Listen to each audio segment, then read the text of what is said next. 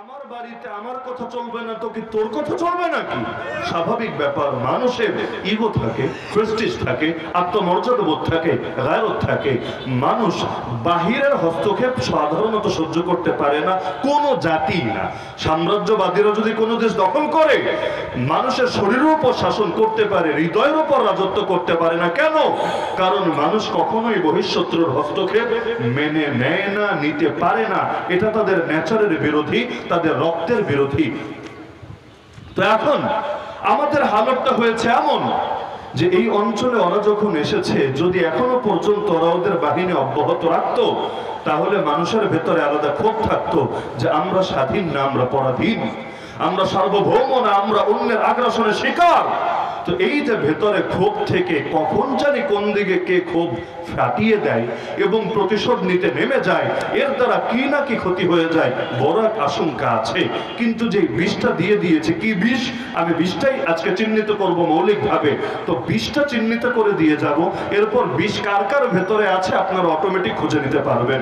এখন এই যে আল্লাহর জমিন থেকে আল্লাহর দ্বীনকে উচ্ছেদ করার এক ষড়যন্ত্র, এর চাইতে বড় অপরাধ কিন্তু পৃথিবীর বুকে কিছু হতে পারে না। বাংলাদেশের মধ্যে আমি যদি জিজ্ঞাসা করি সবচাইতে বড় বেআইনি কাজ কোনটা বলো তো, যে কেউ দাঁড়িয়ে জবাব দিবে যে হুজুর সবচাইতে বড় বেআইনি কাজ হলো রাষ্ট্রের বিপক্ষে অবস্থান নেওয়া, চুরি করা, ডাকাতি করা, সন্ত্রাসী কাজ করা। ওগুলোর চাইতে বড় জঘন্য রাষ্ট্রদ্রোহী হয়ে যাওয়া, অর্থাৎ রাষ্ট্রটাকেই নষ্ট কিভাবে করবে এবং বহিঃশত্রুর হাতে তুলে দেবে এর ধান্দা করা, এর ষড়যন্ত্র করা। তো এখন কেউ যদি রাষ্ট্রের বিপক্ষে যায়, নিঃসন্দেহে আপনারা তাকে সবচাইতে বড় অপরাধী বলবেন। এমনকি স্বাধীনতার 50 বছর পরও দেখা যায় যারা অতীতেও রাষ্ট্রদ্রোহী ছিল তাদের বিরুদ্ধেও মানুষ আন্দোলন করে। এবার আমাকে বলেন, রাষ্ট্র বড় না আল্লাহ বড়?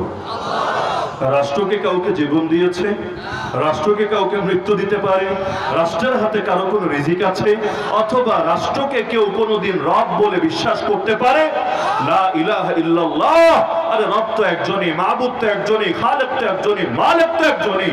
তো সেই আল্লাহর জমিনে থেকে আগে বোঝেন, রাষ্ট্র খাওয়ায় না, রাষ্ট্র পড়ায় না, রাষ্ট্রের হাতে কারো হায়াত না, রাষ্ট্রের হাতে কারো মওত না। তবু রাষ্ট্রের ভেতরে আছে বলেই, এর নাগরিকই সুবিধা ভোগ করছে বলেই এর বিরুদ্ধে অবস্থান নিলে দুনিয়ার কোন সরকারি তার ছেড়ে কথা বলে না। তো গোটা জমিনের মালিকানা আল্লাহ। যদি এজ আ মুসলিম এই আকীদা আপনার হয়ে থাকে, তাহলে এবার আপনি ফয়সালা করেন না যে আল্লাহর জমিনে দাঁড়িয়ে, আল্লাহর খেয়ে, আল্লাহর পরে সে আল্লাহর বিরুদ্ধে কথা বলার চাইতে বড় পাপ আর বড় অপরাধ কি হতে পারে? তো বলবেন আল্লাহর বিরুদ্ধে কথা বলে কিভাবে? হ্যাঁ বলে। ইসলাম যেহেতু আল্লাহর দ্বীন, জমিনটা আল্লাহর জমিন, সুতরাং এই জমিনের প্রতিটা ক্ষেত্রে আল্লাহর দ্বীন কার্যকর থাকবে। এটাই যুক্তির কথা, এটাই বুদ্ধির কথা। আল্লাহ রাসূল সাল্লাল্লাহু আলাইহি ওয়াসাল্লাম যখন মদিনা শরীফে গেলেন, মদিনায় যাওয়ার পর সেখানে যত অমুসলিম ছিলেন, রাসূল ধরে ধরে সবাইকে হত্যা করার আদেশ দিয়েছেন। বিষয়টা কিন্তু এমন না। সেখানে যারা ছিল, নবী তাদেরকে থাকার কথাই বলেছেন। যে ইহুদিদের 3টা গোত্র আছে, বনু নজির, বনু কুরাইজা, বনু কায়নুকা। ঠিক আছে, তোমরা আগে ছিল, এখনো থাকো। তবে একটা কাজ তোমাদেরকে করতে হবে, আমাদের সঙ্গে চুক্তিবদ্ধ হতে হবে। মদিনা সনদ প্রণয়ন করলেন রাসূলুল্লাহ সাল্লাল্লাহু আলাইহি ওয়াসাল্লাম। কি চুক্তি? তুমি ইহুদি ধর্ম তুমি ব্যক্তিগত জীবনে মানো, আমাদের কোনো আপত্তি নাই, কিন্তু এই মদিনা শরীফ, এই পুরো অঞ্চলটা চলবে ইহুদিদের কথায় না। এই পুরো অঞ্চলটা চলবে তোমাদের শিরকি কোনো আদর্শ দিয়ে না, বরঞ্চ এই আল্লাহর জমিনের এই অংশ যতটুকুর উপর আমাদের এখন ক্ষমতা আছে, এই পুরোটা চলবে আল্লাহর কথায়, পুরোটা চলবে আল্লাহ তাআলার ফরমান অনুসারে। যদি এটা মেনে নিতে পারো, রাজনৈতিক ভাবেও তোমরা ইসলামের সামনে নতি স্বীকার করবা, অর্থনৈতিক ভাবে ইসলামের সামনে নতি স্বীকার করবা, সামাজিক ভাবেও বিচারাচারের ক্ষেত্রেও ইসলামের সামনে নতি স্বীকার করবা। হ্যাঁ, তোমাদের অভ্যন্তরীণ বিষয়ে তোমরা তোমাদের স্বাধীনতা পরিপূর্ণভাবে পাবা এবং তোমাদের যত হক আছে আমরা এগুলো রক্ষা করব। আমরা তোমাদেরকে নিরাপত্তা দেব যেভাবে আমরা আমাদের মুসলমান ভাইদেরকে নিরাপত্তা দেব। এই শর্তে তোমরা রাজি কিনা? রাজি না হয় উপায় নাই, ইচ্ছায় হোক বা অনিচ্ছায়, কারণ আল্লাহ রাসূল সাল্লাল্লাহু আলাইহি ওয়াসাল্লামের নেতৃত্ব প্রতিষ্ঠিত হয়ে গিয়েছে। এখন যদি রাজি না হয়, পথ একটা, নবীর সঙ্গে লড়াই করতে হবে অথবা এলাকা ছেড়ে চলে যেতে হবে। হবে। এখন এলাকা ছেড়ে যাওয়ার কোনো আগ্রহ নাই, আর নবীর সঙ্গে লড়াই করার কোনো হিম্মতি নাই। কারণ এই ইহুদিরাই সেই ইহুদি, আপনারা ইতিহাস পড়লে দেখবেন এই ইহুদিদের 3টা গোত্র মৌলিকভাবে এরা মদিনার অধিবাসী না, মদিনার নাগরিকই না, এরা অন্য এলাকার লোক। তাহলে এখানে এসে ঘাঁটি গেড়েছে কেন? একমাত্র উদ্দেশ্য ছিল, তারা তাদের কিতাবের মধ্যে পড়েছে এক সময় আখেরি পয়গম্বর আসবেন, তিনি এই মদিনা শরীফে হিজরত করবেন। তারা যদি কোনোভাবে তার দেখা পেয়ে যায়, তার উপর ঈমান আনবে, তার দ্বীনকে শক্তিশালী করবে এবং তাকে নিয়ে কাফেরদের বিরুদ্ধে মোকাবেলা করবে। সূরা বাকারার একাধিক আয়াতের সাক্ষী আপনারা পাবেন। এমনকি তারা এটা বলতো, ইস্তাফতিহুনা আলাল্লাযিনা কাফারু, যখন কাফেরদের বিরুদ্ধে লড়াই হতো, ওই লড়াইগুলোর মধ্যেও তারা আল্লাহ রাসূল সাল্লাল্লাহু আলাইহি ওয়াসাল্লামের তামান্না ব্যক্ত করত, হায় নবী যখন আসবে তাকে নিয়ে আমরা বিজয়ী হব। বিজয় কামনা তার সঙ্গে সম্পৃক্ত ছিল। কিন্তু ফালাম্মা জাআহুম মা আরাফু কাফারু বিহি ফালানাতুল্লাহি আলাল কাফিরিন, কিন্তু হক যখন সামনে চলে এসেছিল মানতে পারে নাই। কেন মানতে পারে নাই? এই গোষ্ঠীগত কারণে। আজকে যেমন অনেকে পারে না, হক তার দলের বাইরে চলে গিয়েছে তাই হক মানতে পারে না, হক তার নেতার বাইরে চলে গিয়েছে তাই হক মানতে পারে না, হক তার বাপের বাইরে চলে গিয়েছে তাই হক মানতে পারে না, হক তার অফিসারের বাইরে চলে গিয়েছে তাই হক মানতে পারে না, হক তার স্বার্থের বাইরে চলে গিয়েছে তাই হক মানতে পারে না। এমনি ডায়লগ মারতে খুব মারে, হক গ্রহণ করতে আমাদের বুকে কোনো কার্পণ্য, কোনো দ্বিধা, কোনো সংকোচ কিছুই কাজ করে না। কিন্তু যখন দেখা যায় একদিকে হক আর একদিকে দল, হক নিলে দল থাকে না, দল নিলে হক থাকে না, তখন তারা তাদের মুখোশটা খুলে ফেলতে আর দেরি করে না। এই জামানায় না, হার জামানায় মানুষের হক গ্রহণের পথে সবচাইতে বড় বাধা ছিল এটা। না হলে আবু তালেব কালেমা পড়লো না কেন? আপনি যতটুকু ইসলাম চিনেছেন এর চাইতে আবু তালেব আরো 1000 গুণ ভালো চিনেছিল। আপনি কতটুকু চিনেছেন ইসলাম? শুধু আল্লাহ রাসূল সাল্লাল্লাহু আলাইহি ওয়াসাল্লামকে দেখে দেখে, তার মুজিজাগুলো সরাসরি অবলোকন করে করে একেবারে কাছ থেকে বুঝতে পেরেছে।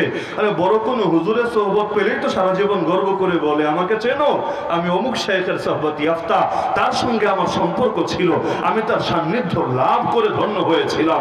সব হুজুরের বড় হুজুর যিনি, সব শাইখের বড় শাইখ যিনি, আরে সব নবীরও সর্দার যিনি, তাকে যে ছোটবেলা থেকে বড় করে তুলেছে, মাথার উপর ছায়া হয়ে সারা জীবন থেকেছে, এমনকি যার জন্য নিজের রক্ত ঝরানোর শপথ পর্যন্ত নিয়েছে। আরে যেই সাহস আমরা করিনি, আমরা আবু তালেব এক অমুসলিম হয়ে চ্যালেঞ্জ ছড়ে দিয়েছিল গোটা কুরাইশকে, আরে কুরাইশ কান খুলে শুনে নে, আমি কালেমা পড়তে না পারি, কিন্তু আমি আবু তালেব যতদিন জীবিত আছি তোরা ভাবিস না মুহাম্মাদের কোনো ক্ষতি করতে পারবি। যদি মুহাম্মাদের কিছু করতে হয়, হাত্তা ওয়াসাদা ফি তুরাবি দাফিনা, তার বাক্য, আগে আমাকে মেরে মাটির ভেতরে আমার দাফন দিতে হবে, এরপর আমার কবরের উপর পাড়া দিয়ে গিয়ে মুহাম্মাদের গায়ে ছুবি, কিন্তু যতদিন আমি জীবিত আছি মুহাম্মাদের তোরা কিছুই করতে পারবি না। ভাবতে পারেন, আর ওই হিম্মত যদি বাংলার মুসলমানদের থাকতো, বাংলার জমিনে কোনো আলেমের গায়ে হাত দেওয়ার কোনো সাহস কোনো বাতিল জীবনে করতে পারত না।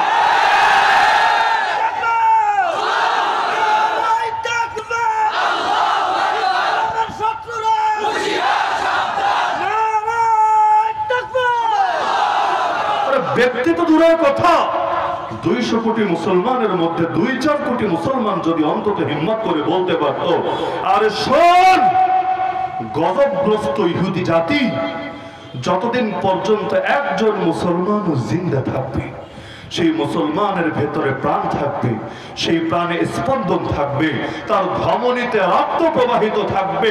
তোরা ভাবিস না তোরা মসজিদে আকসা ভেঙে তোদের সেই কল্পিত সুলাইমানি মন্দির বা থার্ড টেম্পল বানাতে পারবে।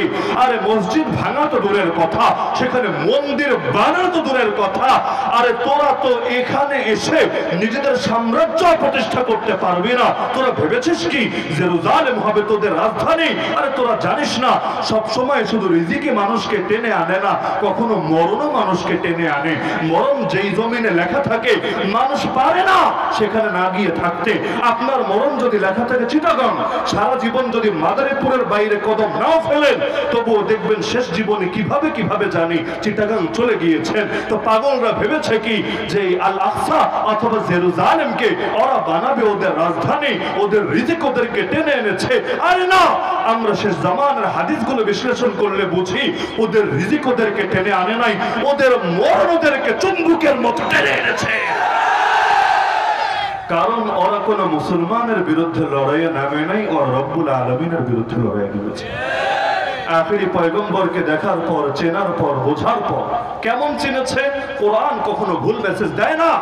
আল্লাহ বলেছেন ইয়ারিফুনাহু কামা ইয়ারিফুনা আবনাহু, নিজের পুত্র সন্তানকে যেভাবে চিনত। মেয়ে নিয়ে তো ওই জামানায় অনেকের অ্যালার্জি ছিল, মেয়ে না, পুত্র সন্তানকে যেভাবে চিনত আল্লাহ রাসূলকেও ঠিক সেভাবে চিনতে পেরেছে। এরপরও মানে নাই, শুধুমাত্র